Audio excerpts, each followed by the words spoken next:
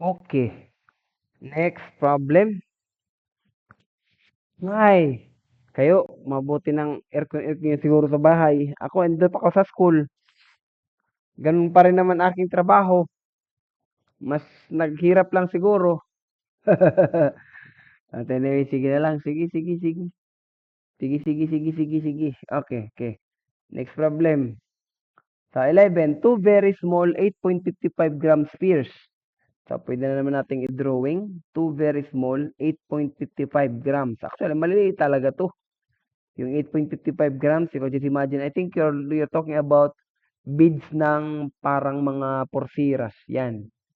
Yan, ganun kaliit siya. So, 8 point, palakihin lang natin sa drawing, of course. Kaya para hindi tayo mahirapan. So, dalawa kuno nito. So, timbang nito is, each one is 855 grams spheres. And then, 15 centimeter apart. So, ano na naman, 15 centimeter na naman apart. Parang pareho lang ng kanina ah. Ba't mahilig ka sa 15 centimeter? Hindi ka na nagsawa. Ha? 15 centimeter? Gaano ba yung kahaba? 15 centimeter apart. Tingnan natin gaano ba kahaba yung 15 centimeter. Ito. Ganito. Medyo mahaba. Putlig. 15 centimeter. Ah. Okay. Equal numbers of electrons. So, nilagyan daw sila ng electrons to each of them. Disregarding all other forces, how many electrons would you have to add to each sphere so that the two spheres will accelerate at 25G when released? So actually, mag-accelerate sila ng 25G kung pakawalan mo sila. Mag-accelerate sila ng 25G. So, saan ba yung galing 25G? So, this is 25. Parang i-multiply ka ng 25 times 9.80665 meters per second squared. Diba? Ganyan yung 25G. So, ano yung question ito? How many? Gaano karaming electrons daw yung ilalagay mo? So, you can go back to your force. Again, balik muna tayo dito. Again, balik lang kayo sa formula. Ako yun lang yung ginagawa ko. Ilalagay ko yung formula. Tapos mula dun, mag-isip-isip na naman. So, force is equal to Coulomb's law, K, Q1, Q2, and then distance of R squared. So, yung distance check, yung charge, yun na, wala siya. Yung K check at yung force ay wala din. But actually, yung tinatanong is acceleration. So, maglagay tayo ng dynamics na concept. Force is mass times acceleration. Diba? Mass times acceleration. So, ibig sabihin, yung magiging, yung F magiging ma acceleration. So, dito, makakalculate. Ito, binigay yung acceleration, 25G. So, ito, check. Tapos, naglagay ng mass na 8.55 silang dalawa. So, isa lang nito, isa lang yung kukumputin natin na mag-accelerate kasi yung force nito nasa isa man sa kanila. Magpareho naman sila.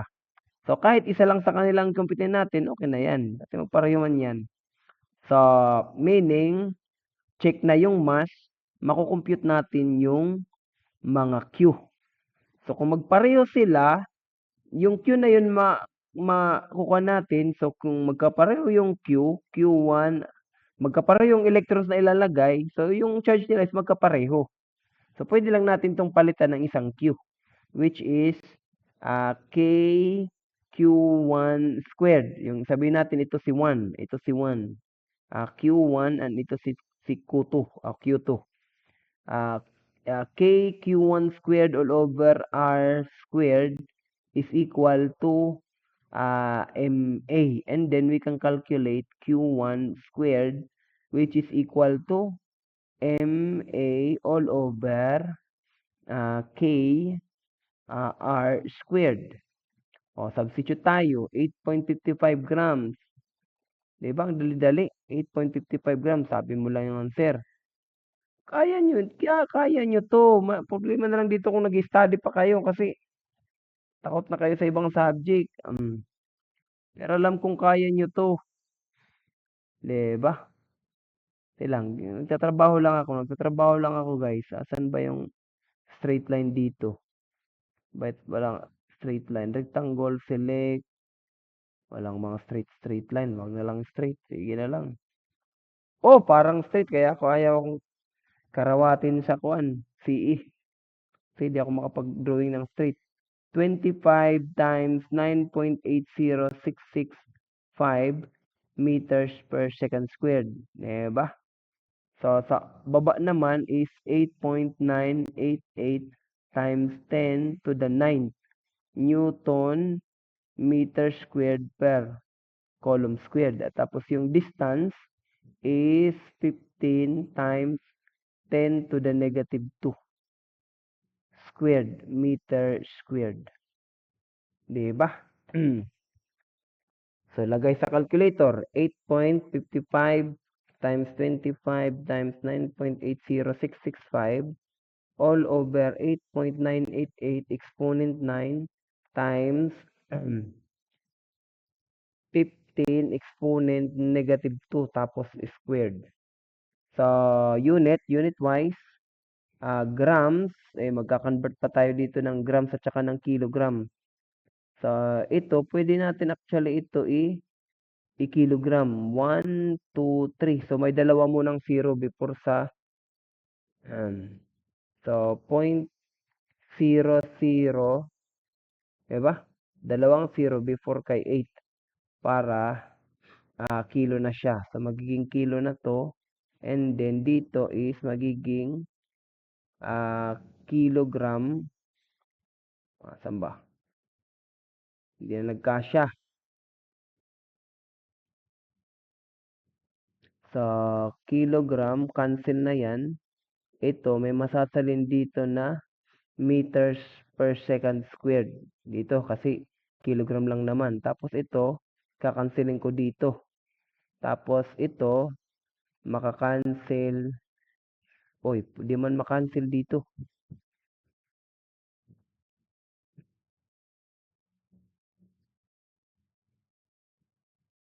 Ay, nasa taas yung R.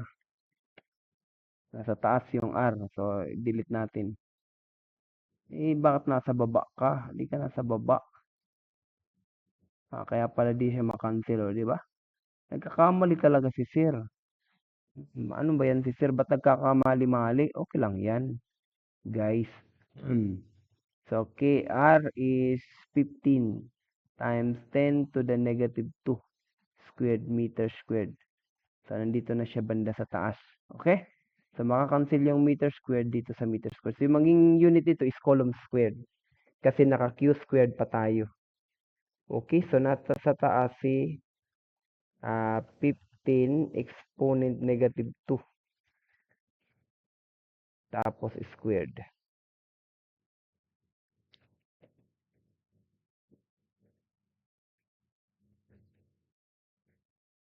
So, ang answer natin, ilan? Ilan? Na-compute nyo na? Error, yung lumabas. Hindi ako naglagay ng times. Okay, yung lalabas dito is 5.25. 5.25 times 10 to the negative 12. So, that is Q1 squared. So, square root natin, magkakaroon tayo ng Q1, square root answer. So, yung lalabas is 2.29.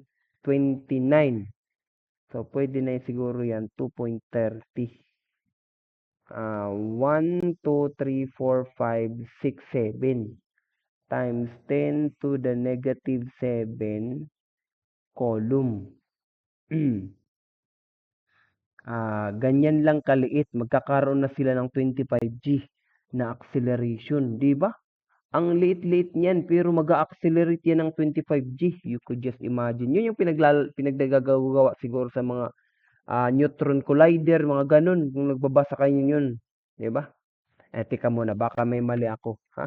Nagkakamali lang si Sir. So, Q is 2.21, 2.30 times 10 to the 4. Ano bang number na to? This is number 11. Number 11, 1.43 times 10 to the 13. 1.43 times 10 to the 13. Ano ba yung question? Gaano karaming electron? Okay, column 2. So, Q. So, yung isa, yung net charge pa lang to. Diba? Yung net charge pa lang to. Q1. So, pwede kang magbilang ng electrons tulad ng ginawa natin kanina. I-divide mo lang yan siya. 2.30 times 10 to the negative 7 column ng 1.602 times 10 to the negative 19 column per electron. Again, that is a constant. Yung charge yan ng bawat isang electron. Okay? So, divided by 1.602 exponent negative 19. Negative 19. So, ang lalabas is 1.43. Yun na. Ang lalabas is 1.43 times 10 to the 13 electron. So, actually, konti lang yan siya. Marami siya to the 13 pero konti lang yan siya. Tingnan mo naman yung charge niya. That is 2.30. Maliit yan actually. 1.43 times 10 to the 13 electrons. Yung ilalagay mo na excess sa bawat isa. Or isa-charge mo siya ng 1.43 times 10 to the 13 para magkaroon sila ng 25G. Ano ba yung sense nito? Actually, kung na-imagine nyo to sila, you can just imagine, talaga, an atomic world, konti lang para sa ating world. Pero talaga, mararami, malalakas yung nangyayari. Pareho rin to yung yung nag-topic tayo ng nuclear chemistry, di ba?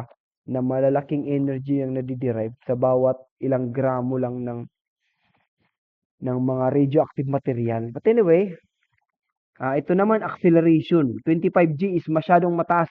I think kaya lang ng tao na G is 4G. Lumagpas tayo dito, yung utak natin parang naaalog. Mamamatay tayo, parang ganun. Meron akong mga problem na nasolve na parang ganyan. Okay, thank you guys.